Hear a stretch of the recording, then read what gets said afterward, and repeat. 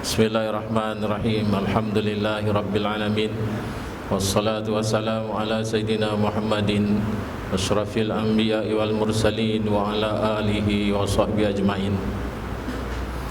Alhamdulillah, kita panjatkan kesyukuran kehadrat Allah Subhanahu wa taala yang mana dengan nikmat kurnianya sama-sama kita telah menjalani satu sunnah yang telah diajarkan oleh junjungan Nabi besar kita Muhammad sallallahu alaihi wasallam, iaitu tetap berjemaah pada apa waktu pun apabila kita diadakan kelapangan. Maka tetaplah dengan sunnah-sunnah yang telah diajarkan oleh junjungan Nabi besar kita Muhammad sallallahu alaihi wasallam. Kerana salah satu sebab kenapa Allah Ta'ala menurunkan siksaan dan ancamannya, kerana kita sudah banyak melupakan dan melalaikan sunnah-sunnah yang diajarkan oleh Nabi kita. Maka kita senantiasalah berdoa kepada Allah Subhanahu wa taala, senantiasalah bersyukur, senantiasalah kita bersedekah, senantiasalah kita melakukan apa saja kebajikan di mana ada kelapangan untuk kita melakukannya. Di tengah hari ini suka kita untuk berkongsi sebuah cerita dengan tuan-tuan semua, iaitu ada seorang pasangan suami isteri. Suaminya sudah cukup tua, sementara menantikan hari-hari dia dijemput oleh Allah Subhanahu wa taala, sempat pula dia bertanam buah-buahan di halaman rumahnya. Salah satu buah yang ditanam adalah betik. Pokok betik ini sudah besar dan sudah berbuah, ada 2 biji dan sudah nampak kekuning-kuningan. Walaupun yang satunya itu masih tua, yang lagi satu tu muda, tetapi dia masih mengharapkan untuk dapat menikmati hasil daripada tanamannya itu. Di dalam hatinya apabila dia duduk di depan rumahnya itu, dia kata, ini besok aku akan dapat petik buah betik ini. Tapi apabila dia besok pagi bangun, buah betik itu hilang. Dia duduk termenung, seolah-olah dalam kemurungan. Isterinya datang, bang, takkanlah kerana sebiji buah betik sudah jadi murung? Dia kata, bukan pasal aku tak reda kehilangan satu biji buah betik, tetapi aku ingat orang yang mencuri itu berapa susah payahnya dia berjalan dalam gelap, tidak dengan pelita. Kerana tentulah kalau nak mencuri tak pakai pelita. Mencuri-curi di dalam gelap, sudahlah dalam gelap, kemudian tu nak panjat pokoknya pula, nak petik pula buahnya, lepas tu nak memerhatikan orang sekeliling nampak ke tak nampak. Berapa susahnya dia buat kerja tu. Tak apa, kata dia, hari ini aku akan pinjam tangga, aku letak kat batang pokok tu. Jadi kalau malam ni dia datang nak curi yang lagi satu, mudah bagi dia kerja. Harapan dia tu akan dicuri. Untuk memudahkan pencuri ini, besok pagi dia bangun, buah tu macam tu juga, tangga pun masih kat situ. Tak apalah, agaknya kali ini dia tak ada kesempatan, aku tunggu lagi satu malam. Tunggu lagi satu malam, esok pun sama juga. Hari yang ketiga, pagi-pagi datang seorang yang tak dikenali. Datang sembang dengan dia, saya datang bawa hadiah, kata dia. Dia kata, aku tak kenal kamu. Apa hadiah kamu bawa? 2 biji betik.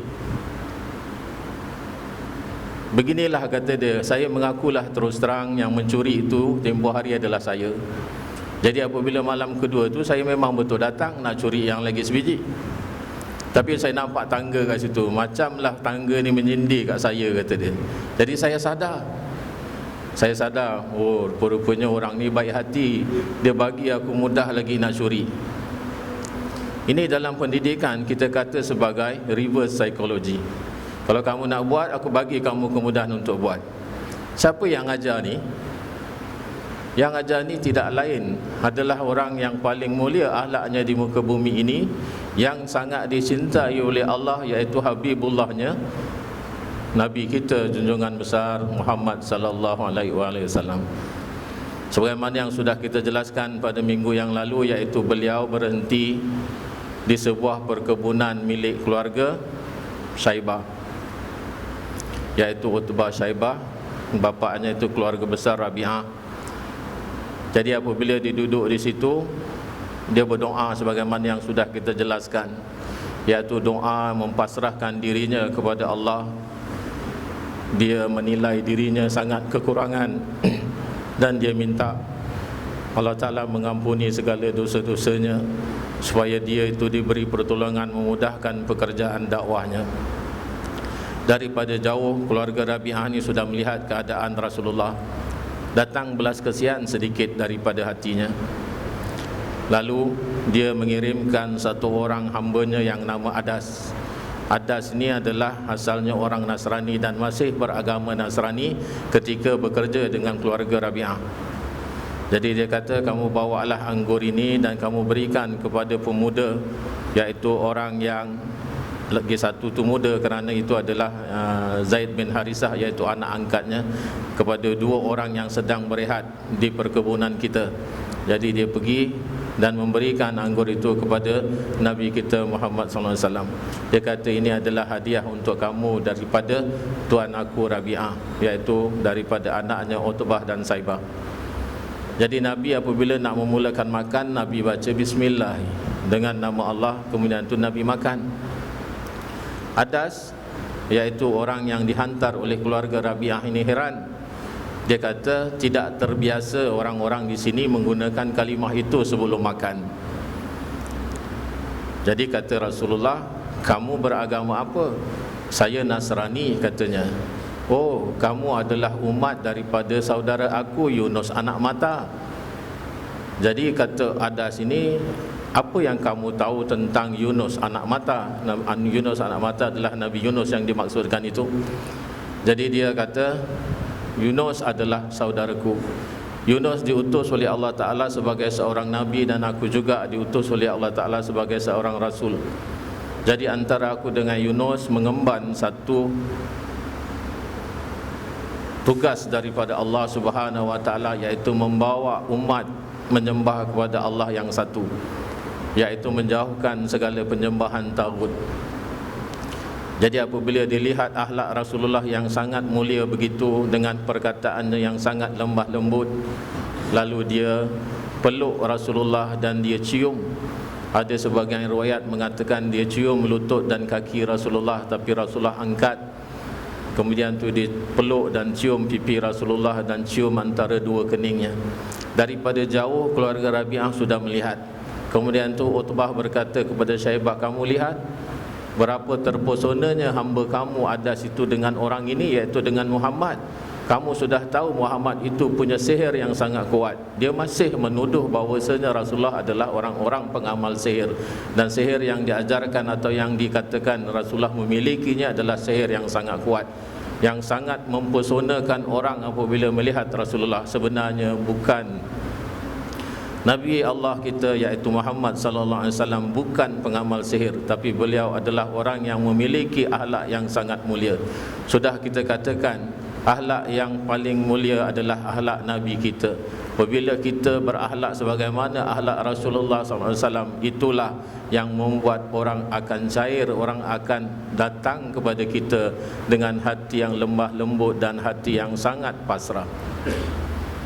Ini kekuatan akhlak yang mulia. Sebab itu Nabi mengajar kita akhlak yang mulia, tapi berapa banyak di antara kita yang melakukan ataupun yang mempraktikkan akhlak yang mulia daripada yang diajar oleh Rasulullah SAW? Sangat sedikit antara kita. Sudah banyak perkara-perkara sunnah yang kita tinggalkan, apalagi perkara-perkara yang wajib. Yang solat 5 waktu. Berapa banyak keluarga yang senantiasa memerintahkan anak-anak mereka supaya beribadah? Makin lama makin berkurangan. Kita sebagai pendakwah bebas, sekaligus saya bekerja di sini, banyak saya terima undangan-undangan mengajar daripada keluarga-keluarga kecil yang kebanyakan daripada mereka tak pernah kenal solat. Ada di antaranya sudah sangat tua, tapi ada keinginan untuk kembali mengerjakan ibadah, tapi tak tahu macam mana cara nak beribadah. Maaf cakap, terkadang kala mereka tak tahu macam mana nak mengucap dua kalimah syahadah, tak tahu macam mana bentuk selawat, siapa Nabi, siapa Allah, tak kenal pun. Ini daripada pengalaman kita. Sebab tu kita katakan kita kena kembali kepada zaman Rasulullah SAW, zaman di mana Rasulullah sangat giat berdakwah, ajak orang dengan kasih sayang, ajak orang dengan akhlak yang baik. Walau macam mana pun orang menghina kita, orang mengutuk kita, kita tetap dengan keadaan di mana kita ini nakkan agama itu baik, Islam itu berkembang. Kita lupakanlah bagaimana orang menyakiti kita. Sebab itu hanya angan-angan dunia semata, itu hanya illusion semata, tidak yang benar. Kerana yang benar adalah antara niat kita dengan Allah. Jadi apabila dia sudah tinggalkan adas, Rasulullah berjalan sampai sebuah tempat yang namanya Nakhlah. Di sini malaikat Jibril turun. Dia kata Allah Ta'ala telah mengirimkan salam kepada kamu, assalam. Dan Allah telah memberitahu kepada aku, seandainya engkau mengizinkan malaikat yang menjaga dua gunung yang meletakkan Taif di tengah-tengahnya akan bertindak melakukan sebagaimana yang engkau perintahkan. Mereka akan menggugurkan ataupun meratakan gunung itu, menimpakan kepada penduduk-penduduk Taif. Tetapi Rasulullah kata Jangan dilakukan itu, kata Rasulullah. Apa yang Rasulullah kata, kalau seandainya mereka sekarang ini tidak menerima dakwah daripada aku mengharapkan anak cucu mereka, zuriat yang lahir daripada tulang sulbi mereka, beriman kepada aku, beriman kepada Allah, dan tidak mensekutukan Allah dengan sesuatu pun. Ini Nabi kita. Walhal apa yang dia dapat ketika dia sampai ke Taif, orang tak melayan dia, orang tak menerima dia, orang malah melempari dia dengan batu sampai luka-luka. Anak angkatnya Zaid bin Harithah yang melindungi beliau juga tidak kurang banyak cedera parahnya, berdarah-darah. Tapi tidak ada sedikit pun doa. Walhal itu ditawarkan oleh Allah Ta'ala, hapuskan kerana mereka menyakiti kamu. Tapi apa yang dijawab oleh Rasulullah sangat bertentangan dengan apa yang ditawarkan. Ini yang kita katakan tadi daripada cerita tadi yang awal. Orang buat satu kejahatan kepada kita, tapi kita balas dengan baik, memudahkan lagi pekerjaan dia. Mudah-mudahan kita mengharapkan dia jadi baik. Kerana harapan seorang mukmin apabila nak kita bercita-cita untuk menjadikan orang baik, Allah Ta'ala akan kabulkan. Kerana itulah merupakan cita-cita orang mukmin yang diajarkan oleh Rasulullah. Rasulullah mengharapkan orang-orang yang akan lahir daripada benih-benih sulbi daripada orang-orang Taif akan beriman kepada Rasulullah. Ternyata sekarang jadi. Ternyata orang-orang Taif menerima Rasulullah, tapi bukan ketika itu kemudiannya. Sebagaimana yang didoakan oleh junjungan Nabi besar kita Muhammad sallallahu alaihi wasallam. Sebab itu jaga hati-hati doa seorang mukmin, apalagi ketika dia sedang sakit, ketika sedang diberi cobaan oleh Allah Ta'ala, ketika dia sedang disihir, ketika sedang dianiaya, dia punya doa sangat makbul. Jangan disangka kita diberi ujian oleh Allah Ta'ala tanpa apa-apa sebab, tapi kita diberi pengangkatan yang sangat luar biasa kerana doa seorang yang teraniaya sangat makbul. Kita rasakan kita diuji oleh Allah Ta'ala, kita diseksa, kita diberikan sesuatu yang tidak enak, kita terima yang tidak senang. Tetapi di sebalik daripada kesakitan yang kita terima, daripada kesengsaraan yang kita sedang hadapi, Allah Ta'ala bagi satu tawaran yang sangat hebat. Aku kabulkan doa kamu. Tak baguskah?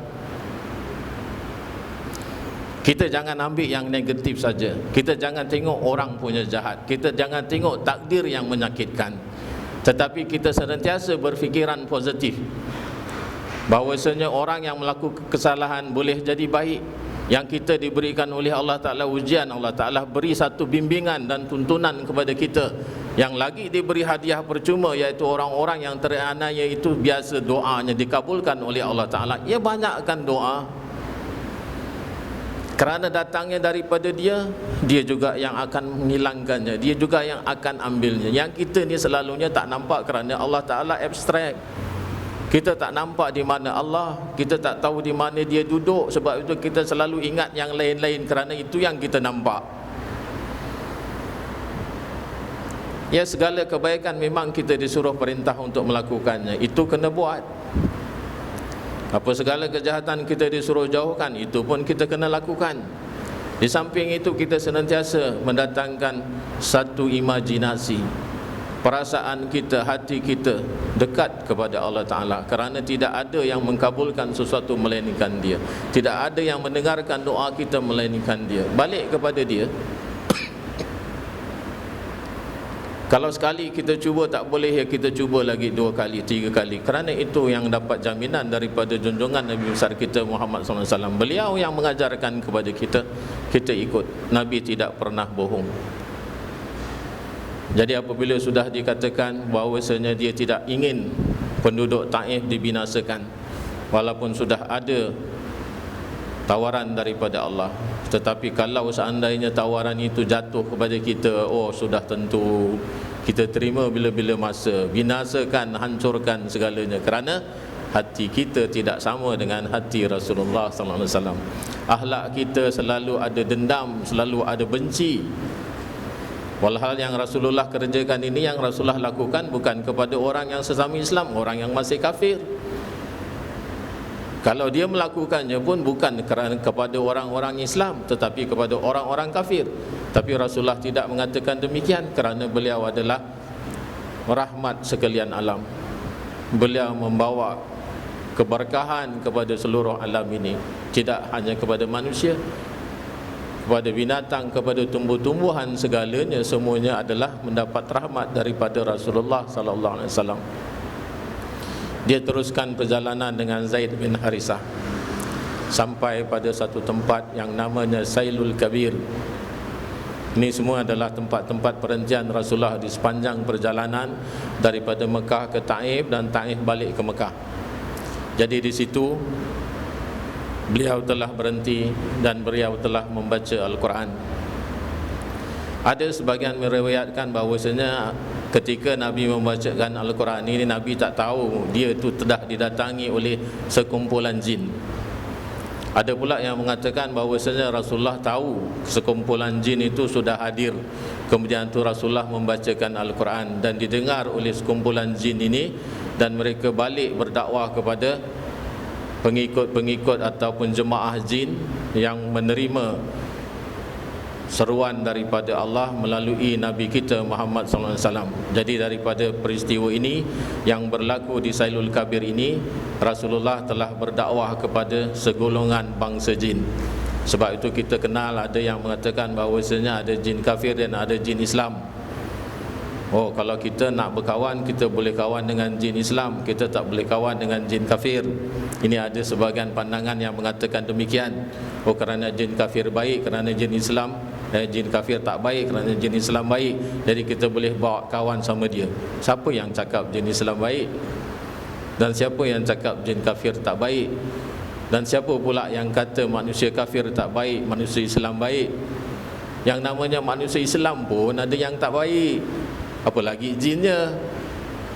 So kena sedikit kita melajakkan kita punya pemikiran. Jangan sampai kita tertipu dengan keadaan-keadaan yang didatangkan kepada kita tanpa kebenaran. Sama ada dia Islam atau dia kafir. Berapa banyak pelanggaran-pelanggaran manusia yang Islam terhadap apa yang diperintahkan Allah.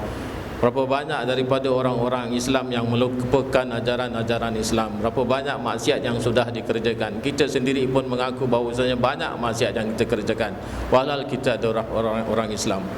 Sedangkan antara kita sama-sama kita berkawan sama-sama Islam, kita pun tak tahu apa yang ada di dalam hati sahabat kita.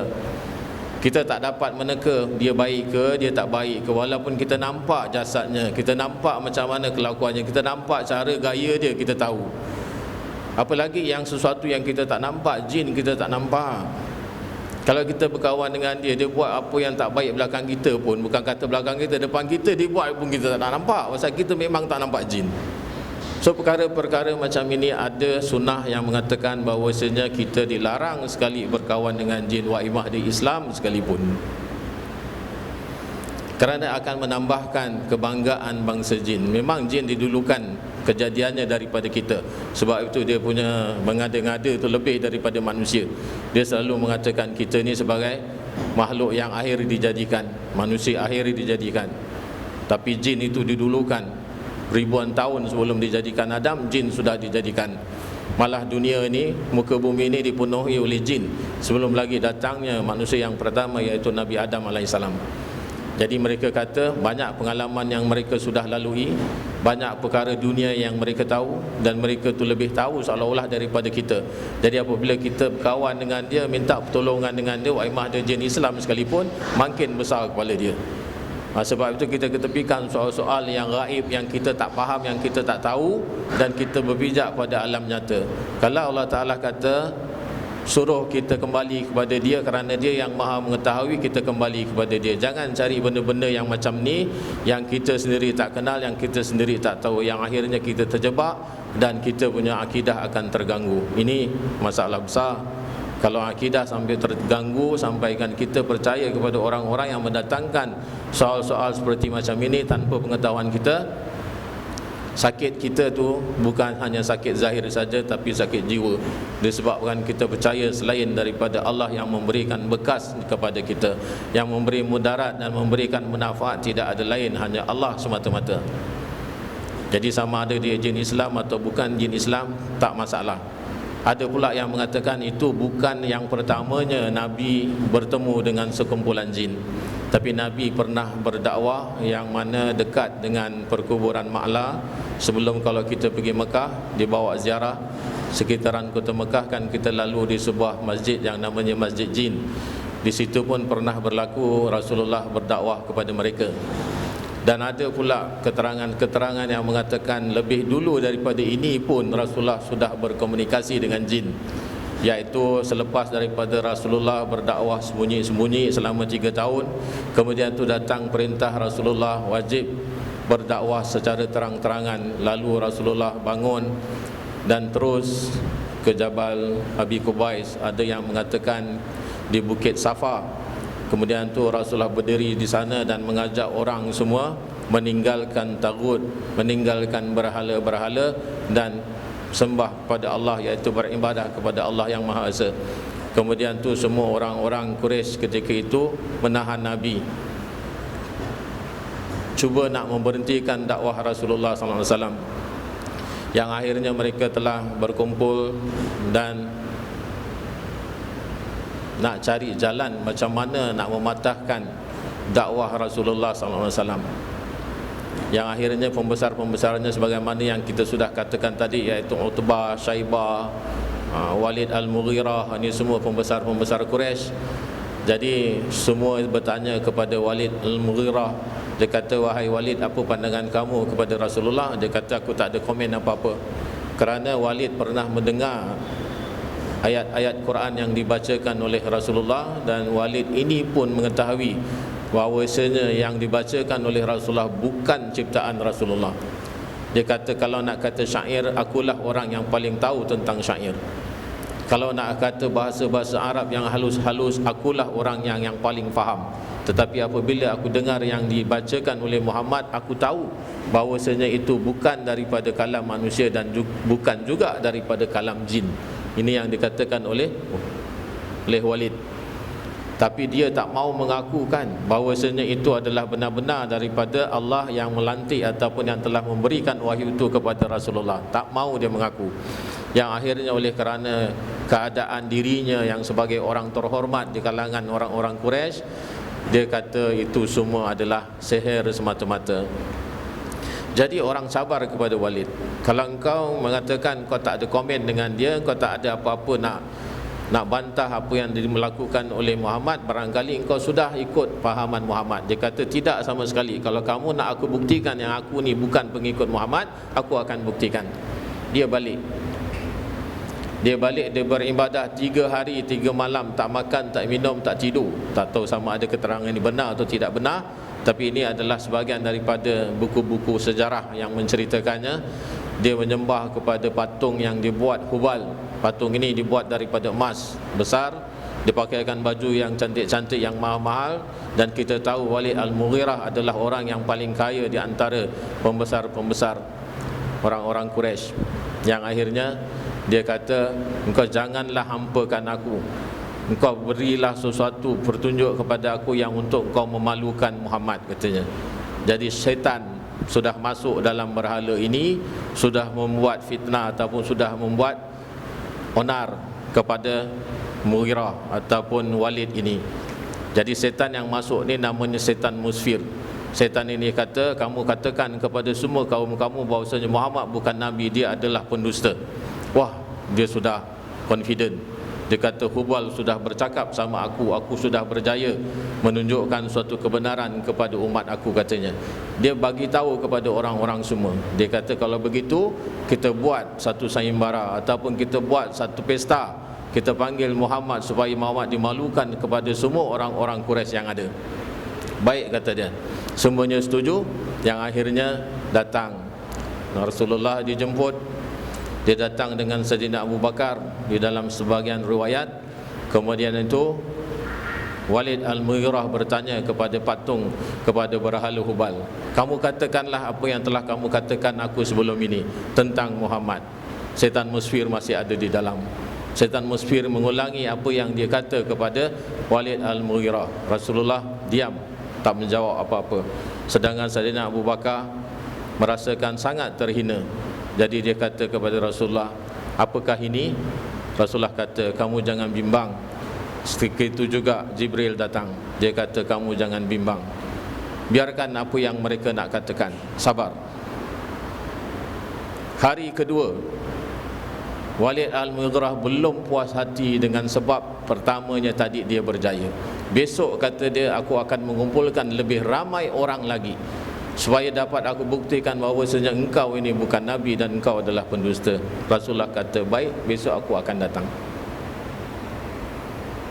Di dalam perjalanan Rasulullah mau kepada perkumpulan itu, mau datang kepada perkumpulan tersebut, datang seorang pemuda menunggang kuda, pakai baju warna hijau, bagi salam kepada Rasulullah. Rasulullah jawab salamnya.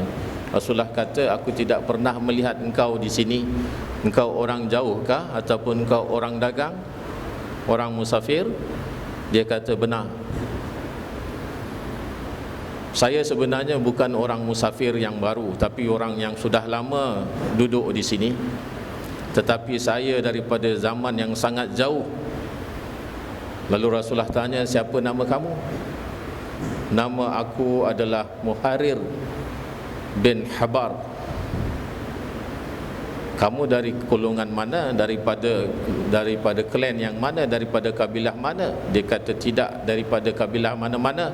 Aku daripada kabilah jin yang sudah beriman kepada Nabi Musa alaihissalam, dan aku tinggal di sekitaran sini. Apabila aku baru kembali daripada safar aku, isteri aku menangis di rumah. Kata Muharir, dia jin. Dia tanya kepada isterinya, kenapa kamu menangis? Dia kata, aku menangis kerana tersangatlah sedih Rasulullah dihina oleh orang-orang Quraisy. Macam mana bentuk hinaan mereka? Kata Muharir, tanya kepada isterinya. Dia kata, setan musfir yang membawa sengketa ini. Setan musfir telah masuk di dalam tubuh ataupun jasad berhala Hubal, dan dia telah mengatakan bahawasanya Rasulullah itu pembohong, bukan dia seorang Nabi. Baiklah, kata Muharir, aku akan kerjakan setan musfir ini. Dia cari setan musfir ini dan dia jumpa setan musfir ini sedang gentayangan, kata orang Jawa, di antara Safa dengan Marwah. Dia bergaduh, berkelahi dengan setan musfir, yang akhirnya dia dapat membunuh setan musfir ini dan dipotong kepalanya. Kepalanya dimasukkan dalam karung, kemudian tu jasadnya dibuang. Dia cakap dengan Rasulullah, aku telah membunuh setan musfir yang punya angkara ini. Kalau Rasulullah nak tengok, inilah kepalanya. Rasulullah tengok kepalanya berbentuk macam anjing. Ini riwayat. Jadi kata Muharir, dia kata, nak tak kamu aku tolong? Kata Rasulullah, bagaimana kamu nak menolong? Aku pula nanti